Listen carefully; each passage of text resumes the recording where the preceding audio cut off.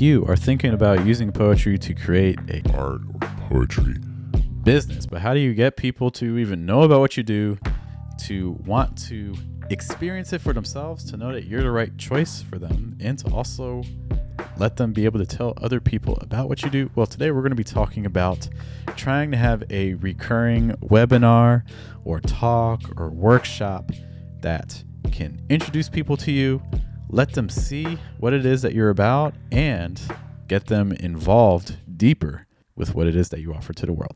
This is spring semester, so it's a 12-week module where our goal is getting people to start thinking about ways that you can actually live on the art that you create.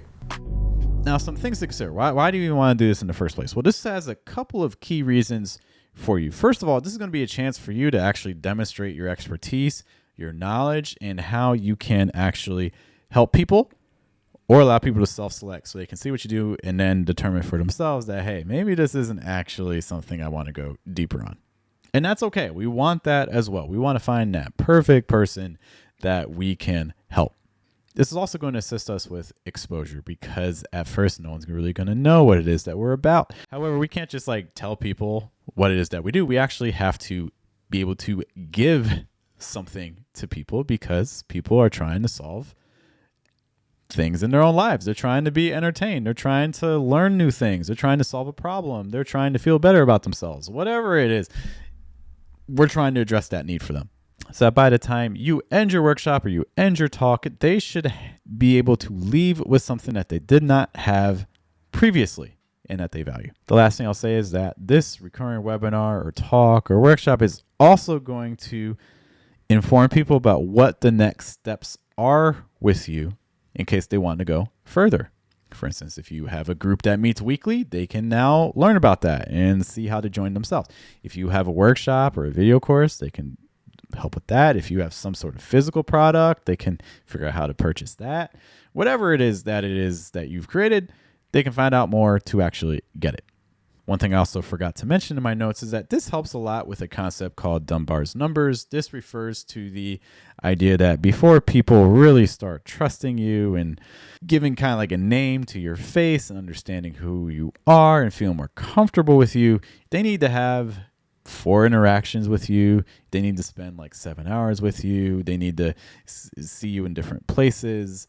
You can find more information about this by looking up Dunbar's numbers, but this helps us start to get some of those points of contact, right? Because most likely, if they have come to your workshop, then that means that they have seen you before, probably on some online platform. If they see you on multiple online platforms, those can be multiple touch points. Maybe they get an email from you. Maybe then they actually come to your workshop and see you in person. All of these things help to give the people that you're interested in and who are interested in you more touch points and more familiarity with you. Now, what does your talk or workshop or webinar, what does it actually need to have? Well, first of all, it's going to have to try to solve some sort of problem or some sort of need or some sort of want that other people have. So you need to be familiar with the person that you're serving. It has to be something that is practical. I wouldn't go too heavy on theory. We want to give people something that they can walk away with. Before they came to your workshop or your webinar or your talk, they didn't know something, and when they leave, they now know it. It can be helpful if they have something tangible in addition to being practical, whether it's a worksheet or workbook, or maybe it's a video course, maybe it's a PDF, something that they can actually leave with to continue applying afterwards. Some other needs that you want to consider, you need to consider what platform you're going to use. Are you going to be online? So that means you're going to need to have a space, for instance, like Zoom. Skype's not there, but you can, for instance, maybe use Teams. There's other platforms as well. I use StreamYard. I found that really helpful.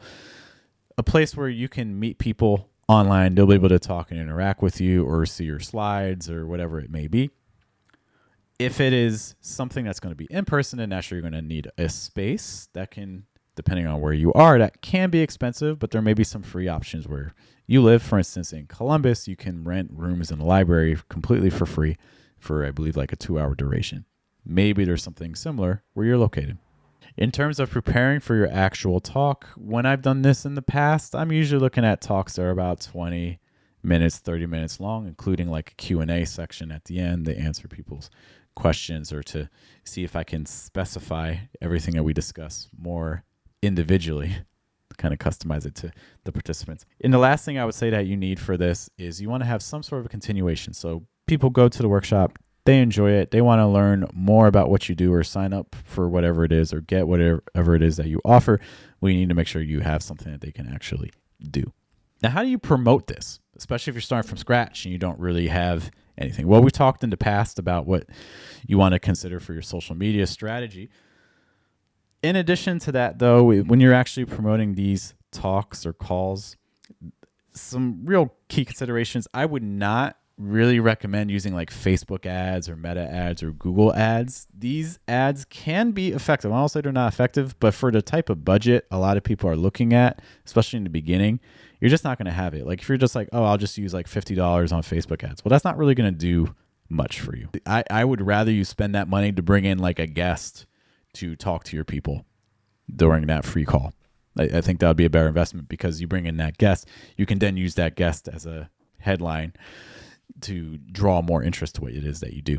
And that actually is a big tip that's suggested, for instance, by like Daniel Priestley, is that, hey, operating in connection to other people who are well known can be a huge advantage for you. Another suggestion would be direct messaging people that you think would be interested and giving them an opportunity to actually get the thing. So even if they decline it, maybe having something that they can get for free, whether it's like a PDF, like a worksheet or something, an audio file, video file that says, hey, like I'm creating this talk. Even if you're not interested, you might like this thing. This is free. But if you do want to come to this talk, then it would be great to see you there as well. Direct messages in general are going to work much, much better than just making a post. Part of the reason for that too is that when you direct message someone, it feels more like an invitation.